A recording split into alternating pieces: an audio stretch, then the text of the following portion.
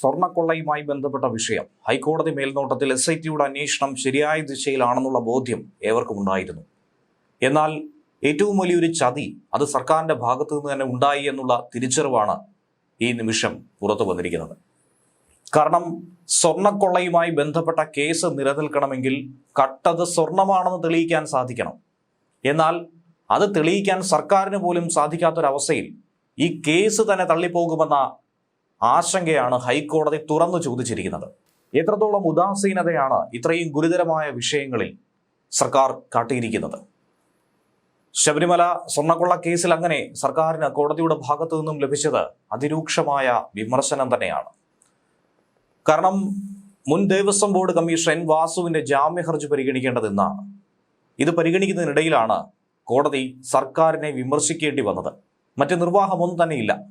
ഇനിയിപ്പോൾ ഇതിലെ കൊള്ളക്കാരൊക്കെ തന്നെ പുറത്തിറങ്ങേണ്ടി വന്നാൽ, അവർക്കൊക്കെ തന്നെ ജാമ്യം ലഭിച്ചാൽ, ഈ കേസിൽ ശിക്ഷിക്കപ്പെടാതെ പോയാൽ, കട്ട സ്വർണം തിരിച്ചു പിടിക്കാൻ കഴിയാതെ വന്നാൽ അതെല്ലാം തന്നെ ഈ സർക്കാരിന്റെ പിടിപ്പുകേടാണ്. കാരണം ശ്രീകോവിലിന്റെ കട്ടിളപ്പാളി 1998 സ്വർണത്തിൽ പൊതിഞ്ഞത്. സ്വർണം പൂശിയെന്നും സ്വർണം പൊതിഞ്ഞെന്നുമുള്ള വാദങ്ങൾ നേരത്തെ ഉയർന്നു കേട്ടിരുന്നു. അതിൽ ഒരു വ്യക്തത പിന്നീട് വരികയും ചെയ്തു. എന്നാൽ അത് സ്വർണത്തിൽ പൊതിഞ്ഞതാണെന്ന് തെളിയിക്കാൻ, അത് സ്ഥിരീകരിക്കാൻ ആവശ്യമായ രേഖകൾ സർക്കാരിന്റെ കൈവശമില്ല. തിരുവിതാംകൂർ ദേവസ്വം ബോർഡിനോ SITക്കോ ഈ അന്വേഷണത്തിൽ അത് കണ്ടെത്താൻ കഴിഞ്ഞിട്ടില്ല എന്നാണ് മനസ്സിലാക്കുന്നത്. കോടതിയിൽ ഈ രേഖകൾ ഹാജരാക്കി അത് സ്ഥാപിക്കാൻ കഴിഞ്ഞില്ലെങ്കിൽ പിന്നെ എങ്ങനെയാണ് പത്മകുമാറിനെയോ വാസുവിനെയോ മുരാരി ബാബുവിനെയോ എന്തിനേറെ പറയുന്ന ഉണ്ണികൃഷ്ണൻ പോറ്റിയെയോ ശിക്ഷിക്കാൻ കഴിയുക? ഇനി ഇവർക്കൊക്കെ പിന്നിൽ വലിയൊരു നെക്സസ് ഉണ്ട്, വലിയൊരു ഗ്രൂപ്പുണ്ട്.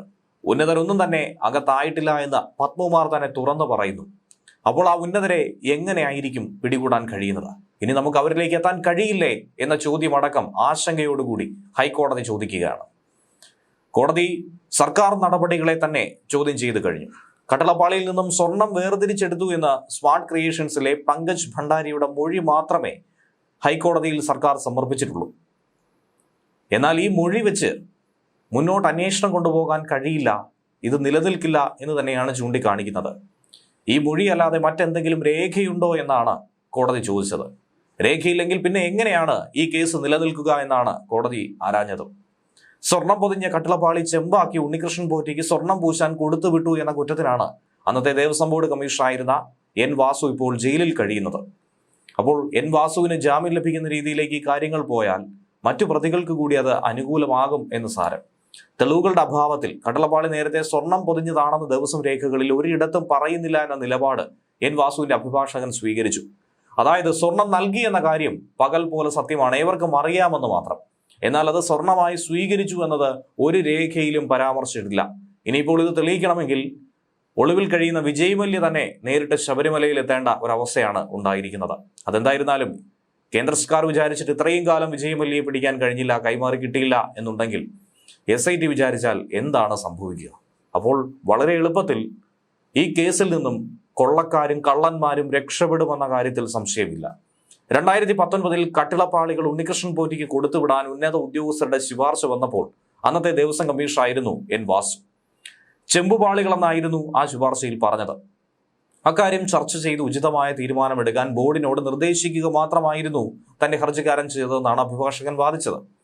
അതെന്താണെന്നുള്ളത് സ്ഥിരീകരിക്കുക, അതിനപ്പുറത്തേക്ക് തനിക്ക് മറ്റൊന്നും അറിയില്ല എന്ന് വാസു പറഞ്ഞ് കൈയൊഴിയുകയാണ്. എന്നാൽ 2010 മുതൽ പദവിയിലിരിക്കുന്ന വാസുവിന് സ്വർണം പൊതിഞ്ഞിരുന്ന കാര്യം അറിവുള്ളതല്ലേ എന്നും ജാഗ്രത കാട്ടേണ്ടിയിരുന്നില്ലേ എന്നുമാണ് കോടതി ചോദിച്ചത്.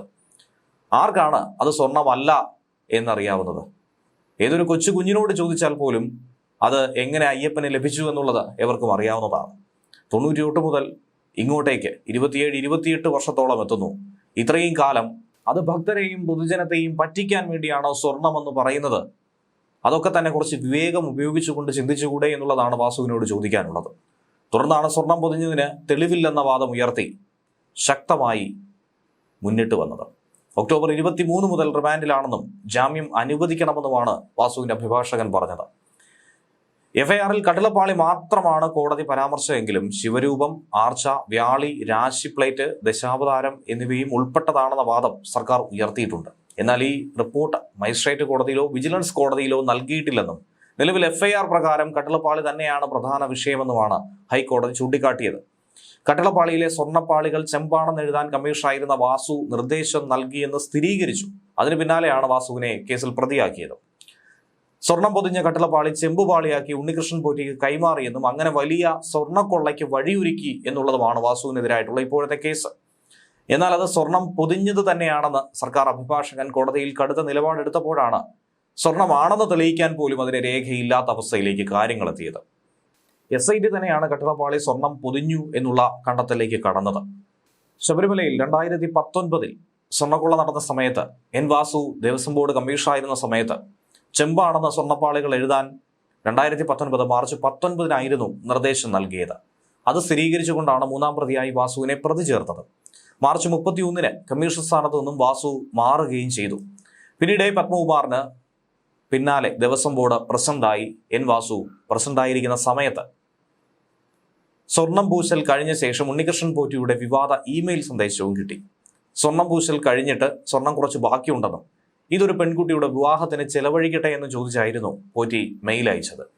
എന്നാൽ അതേക്കുറിച്ചുള്ള വിശദീകരണം വാസു നൽകിയതൊട്ടും തൃപ്തികരമായിരുന്നില്ല. ഇമെയിൽ സന്ദേശം താൻ മറ്റുള്ളവർക്ക് ഫോർവേഡ് ചെയ്തെന്നും പിന്നീട് അതേക്കുറിച്ച് തിരക്കിയില്ലെന്നുമായിരുന്നു അദ്ദേഹത്തിന്റെ പ്രതികരണം. അതും ഒരു സ്വർണവുമായി ബന്ധപ്പെട്ട വിഷയം, പ്രത്യേകിച്ചും അയ്യപ്പന്റെ സ്വർണത്തിൽ ഇത്രയും ഉദാസീനത ഒരു പ്രസിഡന്റ് കാണിക്കുമോ എന്നുള്ളതായിരുന്നു ഏവർക്കും ഉണ്ടായ സംശയം. ശബരിമല സ്വർണ്ണക്കൊള്ള കേസിൽ എന്തായിരുന്നാലും സ്മാർട്ട് ക്രിയേഷൻ CEO പങ്കജ് ഭണ്ഡാരിയെ പ്രത്യേക അന്വേഷണ സംഘം വീണ്ടും ചോദ്യം ചെയ്ത് കാര്യങ്ങൾ ആരാഞ്ഞിട്ടുണ്ട്. ഇന്നലെയായിരുന്നു പങ്കജ് ഭണ്ഡാരിയെയും 2 ജീവനക്കാരെയും ചോദ്യം ചെയ്ത് വിട്ടയച്ചത്. രാത്രിയോടെ ഇവിടെ വിട്ടയക്കുകയായിരുന്നു. PS പ്രശാന്ത് പ്രസിഡന്റായ ബോർഡിലെ എല്ലാവരുടെയും മൊഴിയെടുക്കും. ആവശ്യമെങ്കിൽ പ്രശാന്തിന്റെയും. ദ്വാരപാലക പാളികൾ കൊണ്ടുപോകാൻ അനുമതി നൽകിയത് ബോർഡിന്റെ നിർദ്ദേശപ്രകാരമാണെന്നാണ് തന്ത്രി മൊഴി കൊടുത്തത്. ഇതിന്റെ അടിസ്ഥാനത്തിലാണ് മൊഴിയെടുക്കുന്നത്. സ്വർണ്ണക്കവർച്ച കേസിൽ ജയിലിൽ റിമാൻഡിലായിരുന്ന പ്രതികളായിട്ടുള്ള ഉണ്ണികൃഷ്ണൻ പോറ്റിയെയും മുരാരി ബാബുവിനെയും SIT കസ്റ്റഡിയിൽ വിട്ട് കോടതി നൽകിയിട്ടുണ്ട്. 2 ദിവസത്തേക്കാണ് കൊല്ലം വിജിലൻസ് കോടതി ജഡ്ജിയായ CS മോഹിത് കസ്റ്റഡി അനുവദിച്ചത്. പുതിയ തെളിവുകളുടെ അടിസ്ഥാനത്തിൽ കൂടുതൽ ചോദ്യം ചെയ്യൽ നടത്തണമെന്ന് ചൂണ്ടിക്കാട്ടി SIT തന്നെ കസ്റ്റഡി ആവശ്യപ്പെട്ടു. അത് അംഗീകരിച്ചു. 1-ാം പ്രതി ഉണ്ണികൃഷ്ണൻ പോറ്റിയെ കട്ടിളപ്പാളി സ്വർണം കവർന്ന കേസിലും മുരാരി ബാബുവിനെ ദ്വാരപാലക ശില്പത്തിലെ സ്വർണം കവർന്ന കേസിലുമാണ് കസ്റ്റഡിയിൽ വിട്ടത്. ചോദ്യം ചെയ്യലിന് തിരുവനന്തപുരത്തേക്ക് കൊണ്ടുപോയ ഇരുവരെയും ചൊവ്വാഴ്ച വൈകിട്ട് 4 കോടതിയിൽ ഹാജരാക്കും. ഫേസ് ലോക്ക് ഉപയോഗിക്കുന്ന മുരാരി ബാബുവിന്റെ ഫോൺ തുറന്ന് പരിശോധിക്കുന്ന ഉൾപ്പെടെയുള്ള ഈ കസ്റ്റഡി കാലയളവിൽ പ്രത്യേക അന്വേഷണ സംഘത്തിന് പൂർത്തീകരിക്കേണ്ട നിരവധി ജോലിയുണ്ട്. കട്ടിളപ്പാളി ദ്വാരപാലക കേസുകളിൽ പ്രതിയായിട്ടുള്ള മുൻ executive officer D Sudheesh Kumar സമർപ്പിച്ച ജാമ്യാപേക്ഷ ആകട്ടെ കോടതി തള്ളിയിട്ടുമുണ്ട്. ഉദ്യോഗസ്ഥന്റെ ചുമതല നിർവഹിക്കുക മാത്രമാണ് താൻ ചെയ്തതെന്നാണ് സുധീഷ് കുമാർ ജാമ്യാപേക്ഷയിൽ പറഞ്ഞത്. എന്നാൽ ആ വാദത്തിനെ കൃത്യമായി കോടതി ചെവിക്കൊണ്ടിട്ടില്ല. ഇദ്ദേഹത്തിന് സ്വർണ്ണക്കൊള്ളയിൽ വ്യക്തമായ പങ്കുണ്ടെന്ന് പ്രോസിക്യൂഷൻ വാദമുയർത്തി. അത് അംഗീകരിച്ചു.